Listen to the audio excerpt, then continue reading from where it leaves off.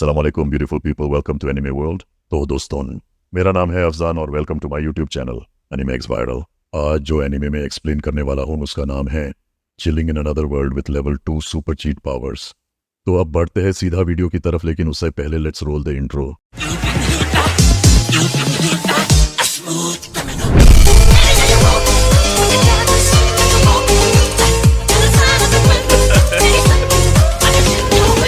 Video के शुरू में हमें रॉयल कैपिटल ऑफ पाल्मा दिखाया जाता है, जहां पे काफी सारे डेमी ह्यूमंस एज स्लेव्स काम कर रहे होते हैं। और उनका जो मलिक था वो नॉर्मल ह्यूमंस थे।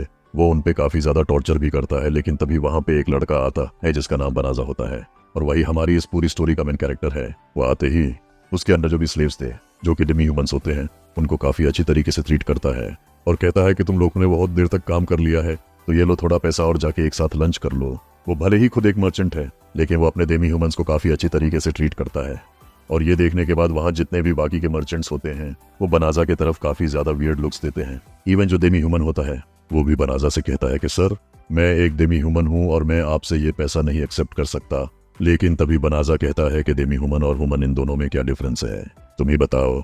और फिर वो उस डेमी ह्यूमन का हाथ लेता है और उसके हाथ में पैसा थमा देता है। तभी वहां पे एक लड़की भी आती है जिसका नाम क्विन होता है, और वो उन डेमी ह्यूमंस को कहती है कि देखो, जब बनाजा तुम्हें कुछ दे रहा है तो तुम्हें वो चीज एक्सेप्ट कर लेनी चाहिए।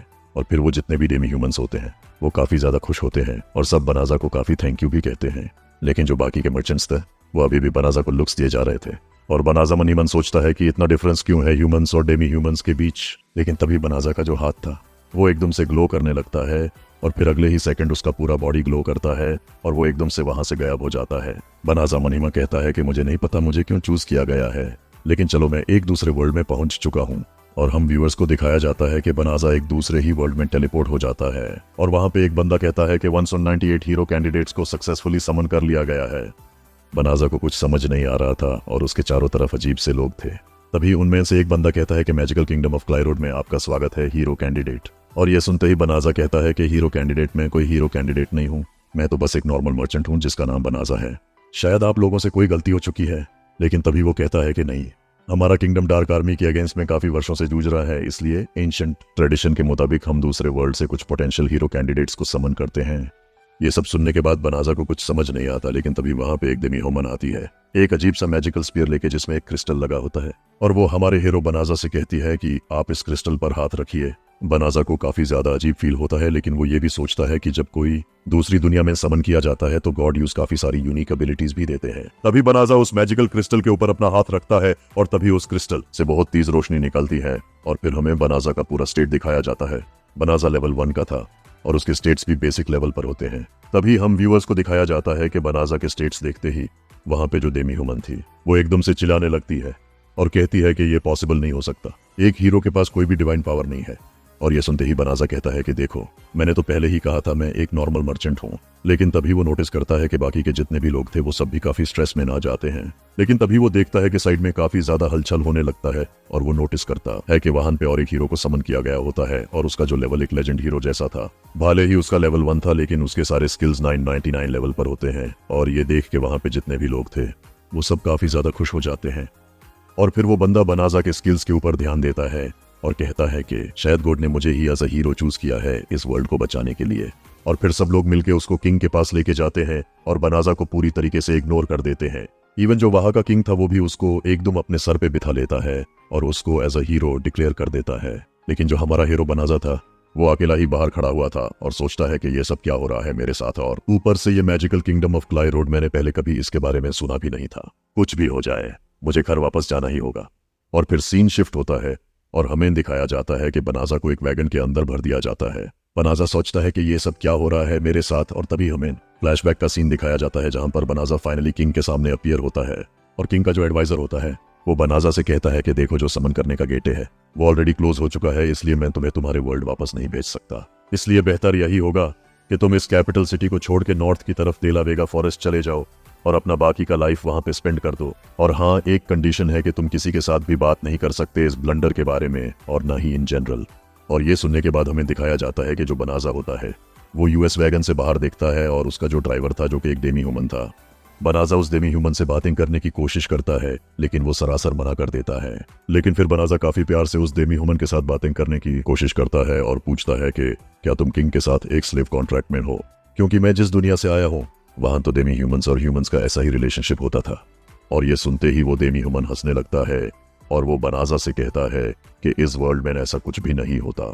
इस वर्ल्ड में तो डेमी ह्यूमंस और ह्यूमंस दोनों ही एक साथ काफी खुश रहते हैं। और ये सुनने के बाद बनाजा को काफी अच्छा लगता है।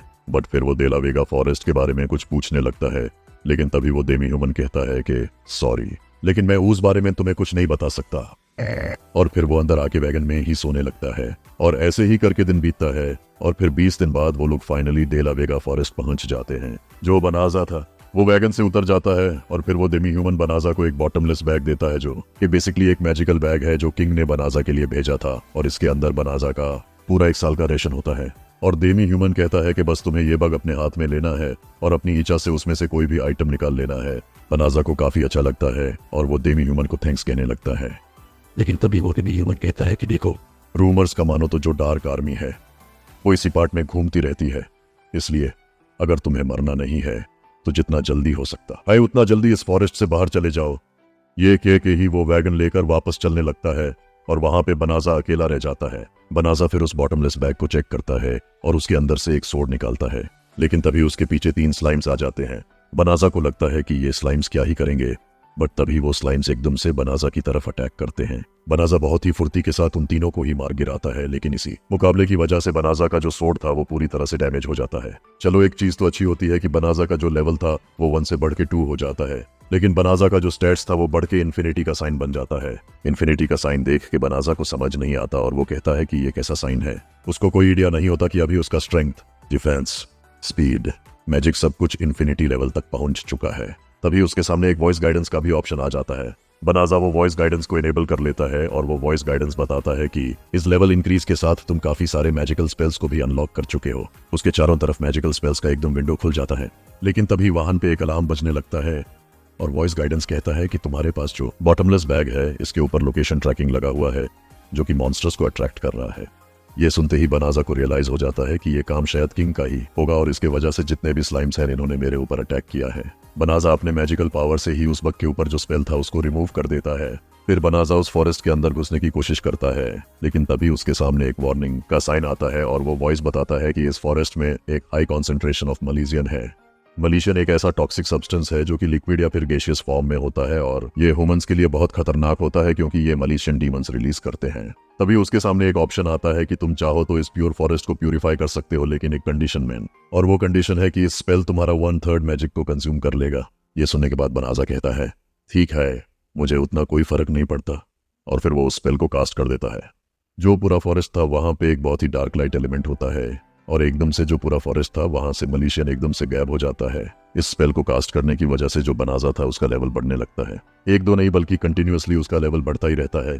उसी तरफ महल में जो फर्स्ट प्रिंसेस थी वो किंग से काफी ज्यादा नाराज थी और कहती है पापा आप ये कैसे कर सकते हो, आपने एक हीरो कैंडिडेट को उस फॉरेस्ट में कैसे भेज दिया, ये चीज कितनी ज्यादा क्रूल है, और ऊपर से उसको इस कंट्री में लाना ये तो पूरा हमारा ही जिम्मेदारी थी।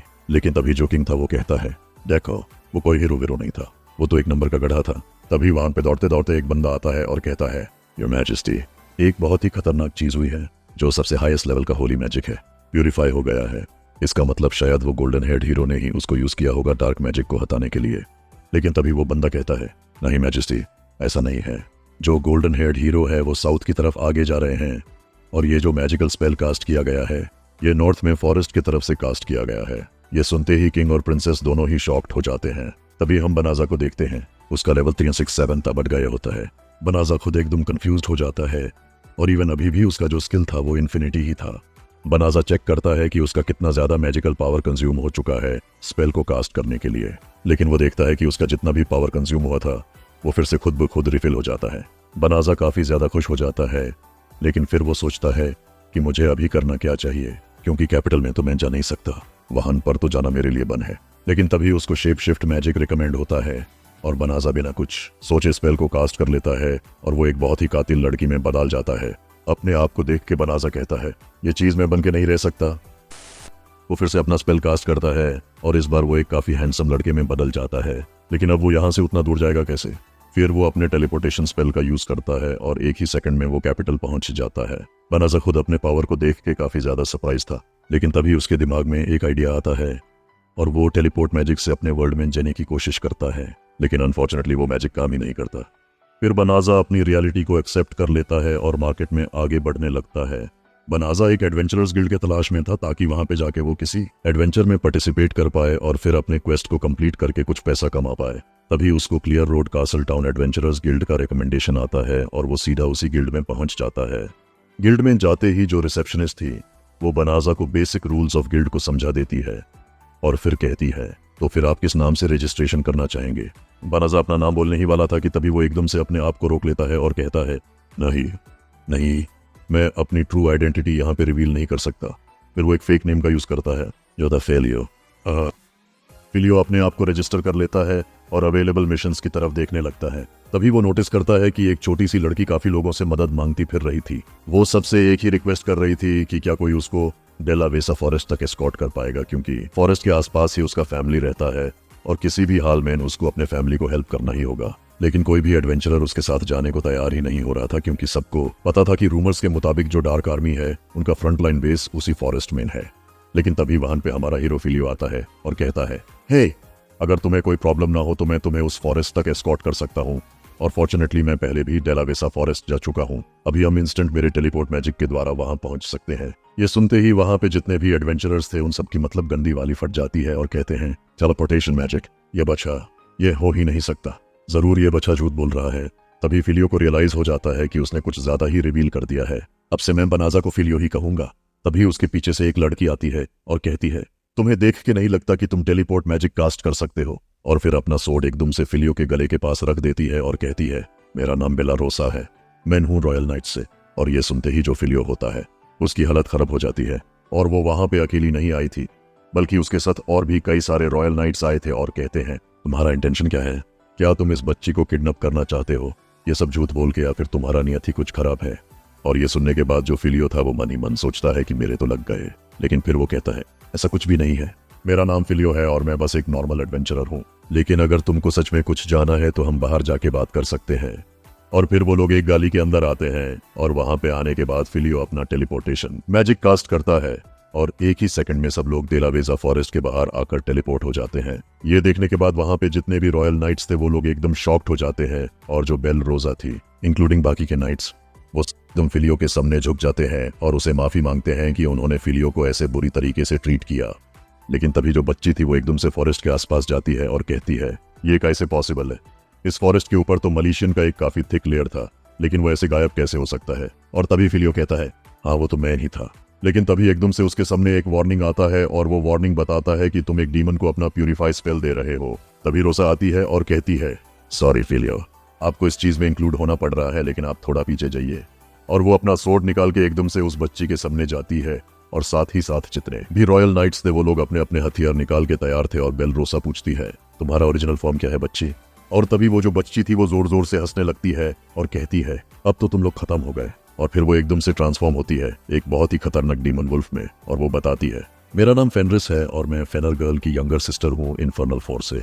और ये देख के वहां पे जितने भी रॉयल नाइट्स थे वो लोग काफी ज्यादा डरने लगते हैं। और तभी वो डीमन कहती है, अब तुम लोगों को मरना ही होगा। और फिर वो मलेशियन से सबके ऊपर अटैक करने लगती है। जितने भी रॉयल नाइट्स थे उनका तबीयत बहुत बिगड़ जाता है और वो एकदम नीचे बैठ जाते हैं। जो फिलियो था वो एकदम आके बेल रोसा को सपोर्ट करने आता है, लेकिन तभी जो वुल्फ था वो एकदम से उसके ऊपर अटैक करता है, लेकिन फिलियो बेल रोसा को लेके एकदम से डॉज कर जाता है। फिलियो को पता चल गया था कि वो चरण लोगों को एक साथ बचा नहीं पाएगा, इसलिए वो अपना टेलीपोर्टेशन मैजिक कास्ट करता है इन चरण रॉयल नाइट्स के ऊपर, और वो लोग एकदम कैपिटल में टेलीपोर्ट हो जाते हैं। और अभी वहां पे सिर्फ फिलियो और वो डीमन वुल्फ बाकी था। जो डीमन वुल्फ था वो कहता है, अब तो तुम गए। लेकिन जो फिलियो था वो कहता है, मैं इस वर्ल्ड में आया हूं, लेकिन मैं यहां से बिना कुछ किए नहीं जाने वाला, यहां से बिना कुछ किए नहीं मरने वाला। और फिर वो अपना सारा स्पेल समन कर लेता है और उसी तरफ जो वुल्फ था वो एकदम से अटैक करने आता है। और इसी के साथ ये खतरनाक एपिसोड खत्म होता है। गाइस, अब यहाँ पे हमारे एपिसोड की एंडिंग होती है। अगर आपको ये एक्सप्लेनेशन अच्छा लगा हो तो इसको लाइक करें, शेयर करें और एक प्यारा सा कमेंट करें, और मुझे कमेंट करके बताएं कि आप और कौन सी एनिमे का एक्सप्लेनेशन चाहते हैं मेरी वॉइस में। और दोस्तों, मैं आपसे एक रिक्वेस्ट करना चाहूंगा कि प्लीज, मैंने ये चैनल अभी शुरू किया है तो मुझे आप सबका सपोर्ट चाहिए।